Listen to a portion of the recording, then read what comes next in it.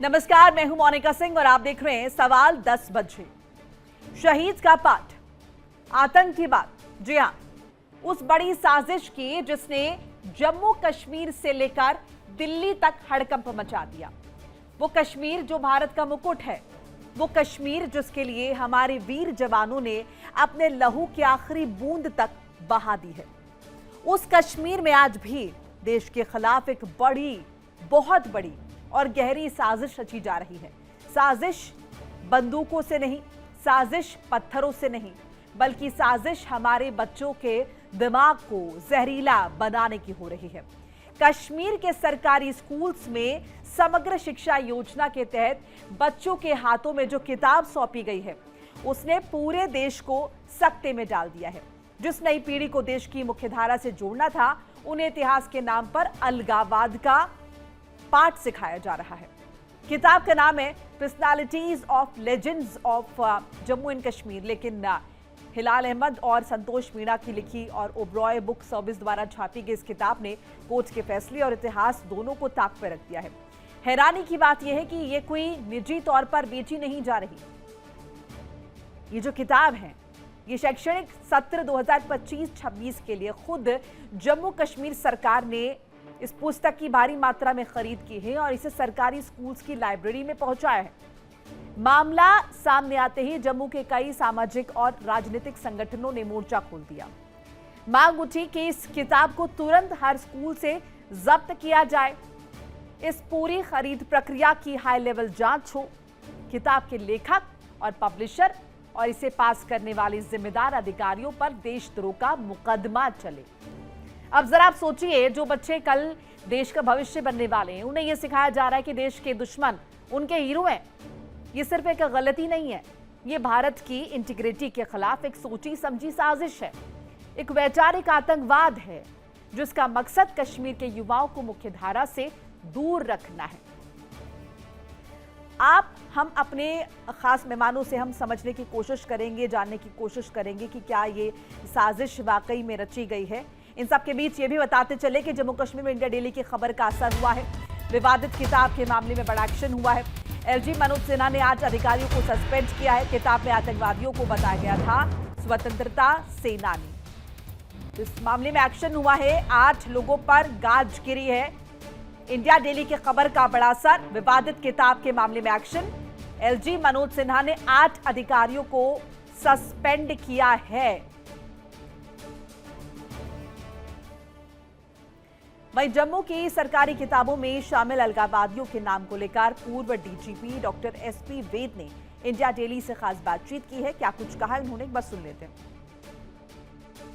जम्मू कश्मीर में इस समय एक किताब personalities and legends of J and के एक विवाद का कारण बनी है। विवाद का कारण ये है कि उस किताब में बताया गया है कि जम्मू कश्मीर के इतिहास में अभी तक किन किन लोगों ने योगदान दिया, लेकिन उसके साथ साथ उन लोगों का बखान भी किया गया है जो कहीं ना कहीं आतंकवाद और अलगाववाद की राजनीति करते थे और उनका जम्मू कश्मीर के इतिहास में एक काला धब्बा सा उनका नाम है। जो लोग इसके काबिल नहीं थे या जो अलगाववाद आतंकवाद की नीति करते थे, क्या संदेश देना चाहते हैं ये लोग?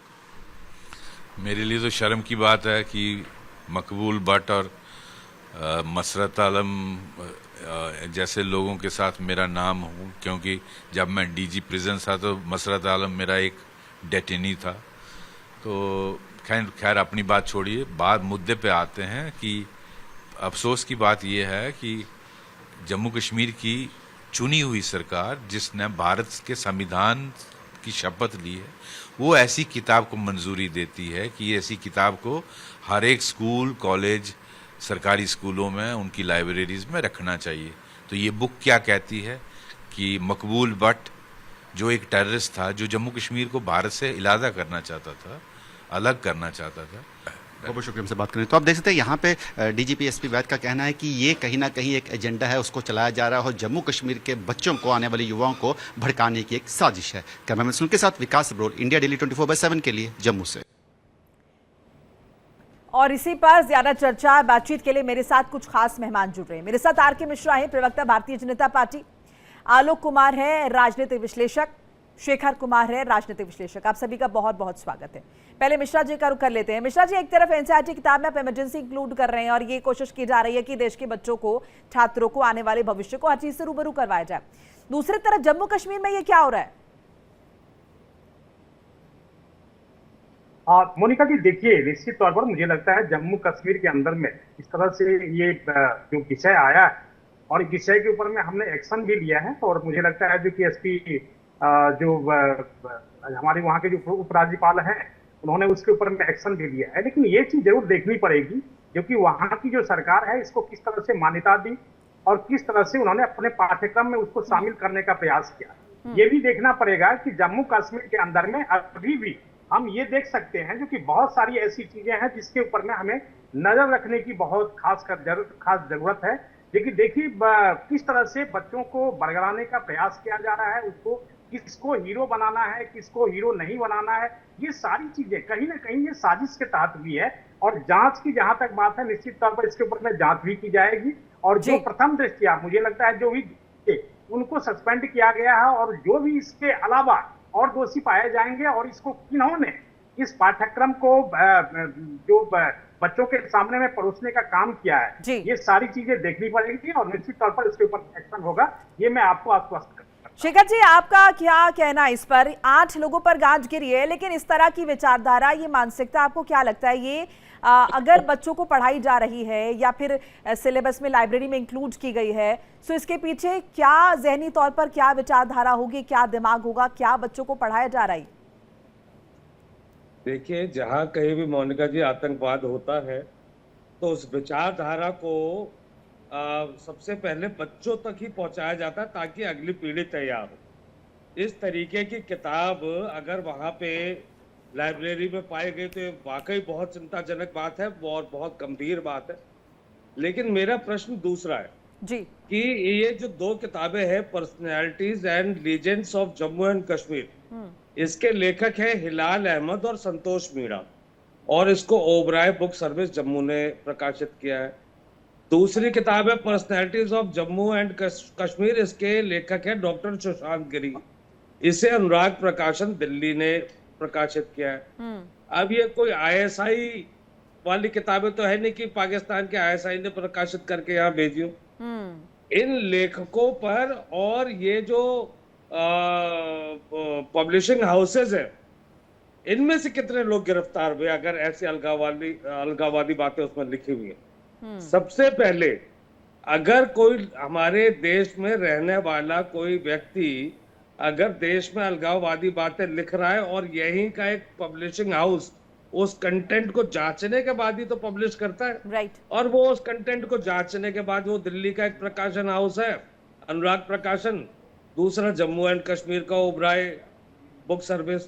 तो ये डॉक्टर संतोष मीणा और ये डॉक्टर सुशांत गिरी, ये और हिलाल अहमद, ये लोग गिरफ्तार हुए नहीं जब तक ये जड़ पे कार्रवाई नहीं करेंगे, क्योंकि मुझे ये लग रहा है बहुत आई वॉश जैसा इतने गंभीर मामले को बहुत हल्के तरीके से लिया गया है।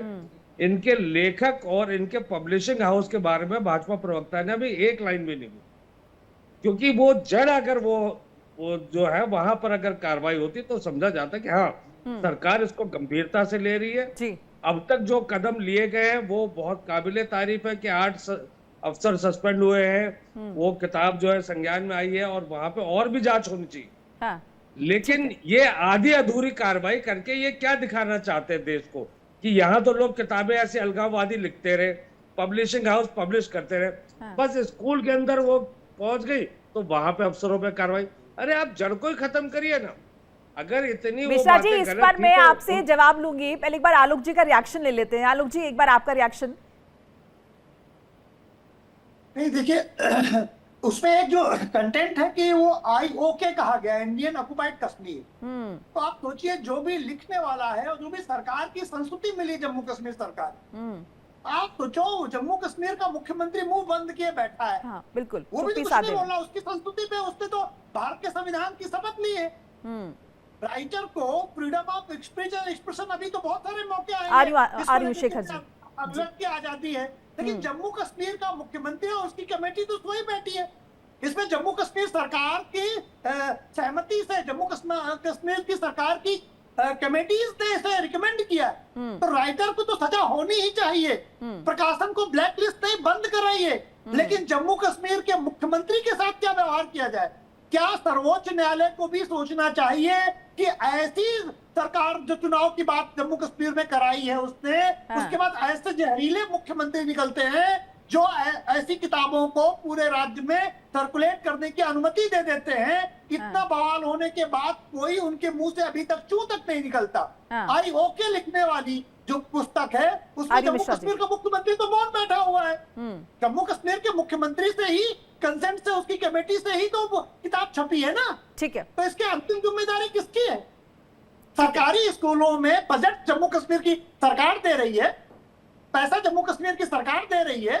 आप उसको पढ़ने के पहले ही सब जगह सर्कुलेट कर देंगे तो नीचे से लेकर ऊपर तक जम्मू कश्मीर का जो चिंतन है, जिसमें भारत के बड़े संभ्रांत लोग भी शामिल हैं, जो ये मानते हैं कि इंडिया ने ऑक्युपाइड किया जम्मू एंड कश्मीर, आईओके कहा गया उसको। तो इस तरह के चिंतन लोगों को राष्ट्रद्रोह लगा। आपको लग रहा है ये जम्मू कश्मीर की सरकार का संरक्षण रहा होगा, इसीलिए किताबें जो है लाइब्रेरी में पास ऑन हुई हैं? एक बार शेखर जी से सुन लेते हैं वो क्या कह रहे हैं, फिर मैं आ रही हूँ मिश्रा जी आपके पास। मोनिका जी, यह ज्ञानता की पराकाष्ठा है। ये किताब जो है कोई जम्मू कश्मीर के स्कूल के सिलेबस की नहीं थी, वहाँ की लाइब्रेरी में पाई गई है। और उसके लिए किसी मुख्यमंत्री जम्मू कश्मीर के मुख्यमंत्री की जरूरत नहीं थी। जब भी, एक मिनट सुन लीजिए बात, अपने समय पर बोलिए। आलोक जी एक बार सुन लेते हैं उनका तर्क, फिर आप काउंटर कर लीजिएगा। अब बात सुन आलोक जी एक बार उनका तर्क सुन लीजिए, फिर काउंटर कर लीजिएगा। कोई भी किताब लिखी जाती है वो जम्मू कश्मीर शिक्षा मंत्रालय के लिए नहीं लिखी गई थी, वो एक किताब लिखी गई। और किताब का जिसमें से एक का प्रकाशन दिल्ली में हुआ, अनुराग प्रकाशन ने किया है। देखिए इंडिया डेली 24/7 अब आपके स्मार्ट टीवी पर। इंडिया डेली मौजूद है सभी डिजिटल प्लेटफॉर्म पर लाइव और लगातार। इंडिया डेली 24/7 हर दिन राष्ट्र को समर्पित।